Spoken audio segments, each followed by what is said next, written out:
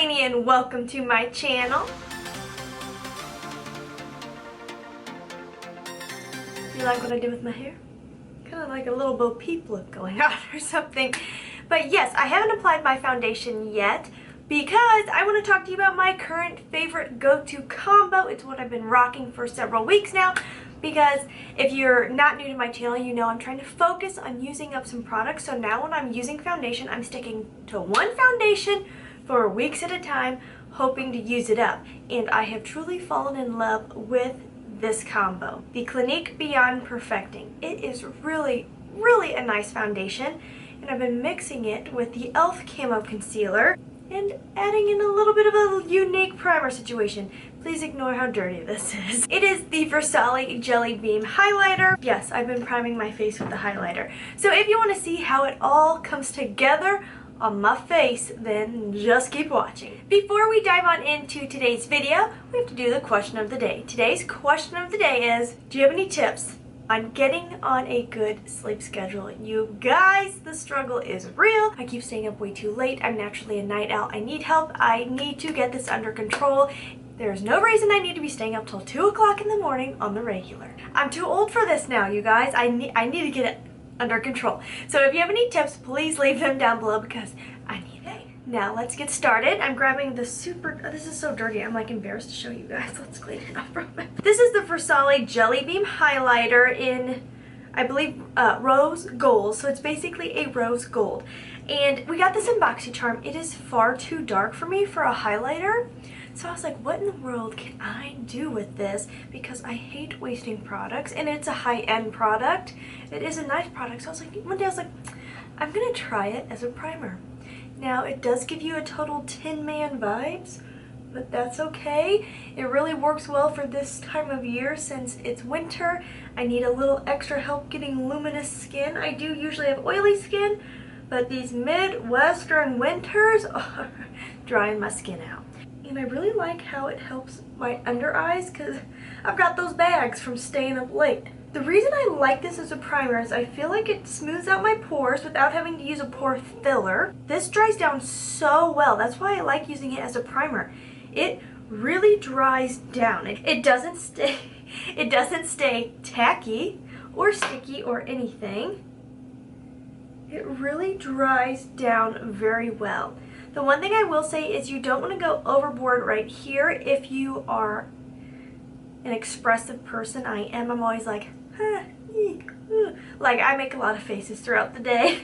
So I can't put too much here, otherwise I will get a little bit of bunching and caking right here. That is the one thing I've noticed. And then I always bring a little bit down here because see, it's quite a bit darker than my skin tone, but the foundation will help with that. And it goes on so smoothly, and it just dries down so much. Now, I don't want you guys to feel like you need to run out and purchase this. This is more me to show you, if you got it in BoxyCharm and it's also too dark for you, a way to use it, because I have really enjoyed using it this way. Here we go. Let's pretend it didn't look so nice. Oh, it's so nice now. For very full coverage, very perfected, very smooth, and extremely long lasting. This is probably one of the most long lasting foundations I've used in a while. I wear my makeup for a long time. I wear it, I put it on before work. I wear it until like 10, 11, midnight, sometimes 1 in the morning. And this one stays put. This color matched me when I still had a little bit of color. It's just a wee bit too dark, so I started mixing in this, and I feel like they go so well together. It's very fair. It's too fair, and that's why it works so well when I just combine the two. I wanted to do a 3-day wear test on this foundation, but I kind of was loving it so much I kept using it and forgetting to film, and I don't know if I have 3 days left of it. So I was like, you know what? We're just going to do a one day little, show them what you've been working with, show them what you love. That's what I do. I make little tiger stripes. I mix both together, and I've been really loving it with this Real Techniques foundation brush. I did a video on it. I can link it down below. It wasn't my favorite, and it's still not my favorite, but it does something really nice with this combination. I just have makeup all over my hands. Okay, here we go. I just kind of swirl. I think one reason I like this brush is it kind of thins it out, because I do feel like the Beyond Perfecting can get heavy looking on the skin if you're not cautious. If you are ultra dry, I think you would want to use something very hydrating, a hydrating primer and a nice moisturizing spray. I think that would make a big difference. Why did I put on lipstick before foundation? I really don't know. Probably not my best idea, but it is what it is. It just blends out so nicely, and I feel like that camo concealer helps give even more crazy coverage because that is already very pigmented. My lips look crazy right now. And then I do bring it down the neck since I'm losing any color because I'm not going outside because it's cold. But look at that coverage. And it just looks very, it just smooths everything out. I can feel in there that I am running out of some product.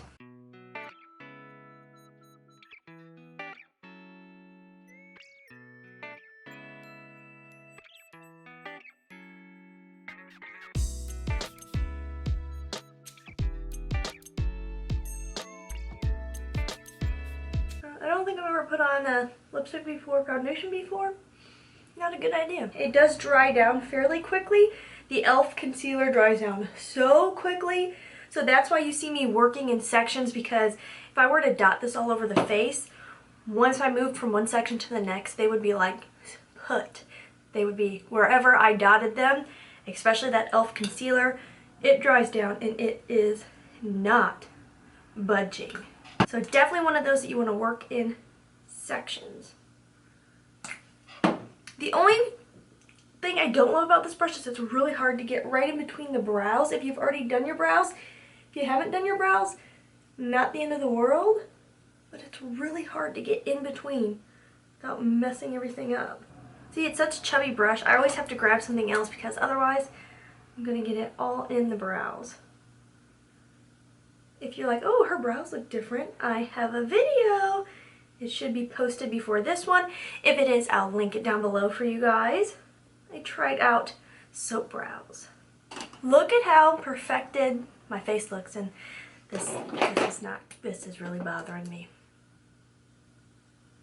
Okay, now let me bring it in real close before I powder, because powdering takes this to the next level. And now again, I didn't use a pore filler, but I can still see my pores, but they look pretty dang good. This foundation, you guys, I mean, wow. The Beyond Perfecting is technically a foundation and a concealer, and it does wear really well under the eyes. I don't find it caking up, especially with that e.l.f. concealer, because that stuff is bomb for $5. I'm going to go ahead and do the rest of the face off of camera. Just so you know, I'm going to be using the Flower Beauty Satin Powder, and then I'll come back so you can see how everything looks over top. Okay guys, I'm back. Let's talk about the products I used real fast, and then we'll get up close and personal once again so you can see how everything looks together. So, you know the combo I used, the Beyond Perfecting and the e.l.f. Camo Concealer, and then I went in with the Flower Beauty Satin Powder. I really like this. Another product I'm focusing on using up. It's really good at smoothing and mattifying and giving a little bit of life to the skin all at the same time. Also focusing on using up this Wet n Wild bronzer. This was from the dragon themed launch they did. This is in bronze. Dynasty, I can't read. If you haven't used their bronzers, oh my gosh, they make fantabulous bronzers. I'm almost done with that one. Then I went in with my Love Flush palette for blush, which I'm positive I'm never going to use this up. I've had this since 2015 and I cannot get rid of it, and I use it every single day. Please let me hit pan on one of them so I can say goodbye. It's a great palette, but I'm really tired of using it. And then for highlighter, I went in with the ColourPop highlighter. I believe it's called Here Kitty Kitty. They make such a good foiled highlighter.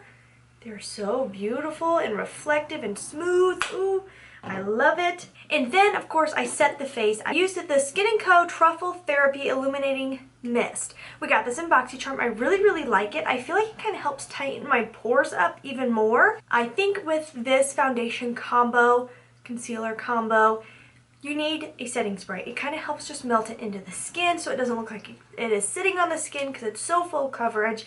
If you have dry skin, I think you'll love this combo as long as you do something that is moisturizing, like really moisturizing. But yeah, that's everything I used. I'll have everything down below for you guys. Now let's get up close one more time. So my pores are still there. I hope you can see it on camera. I mean, you can still see my pores. You can still see some bumpiness from acne scarring.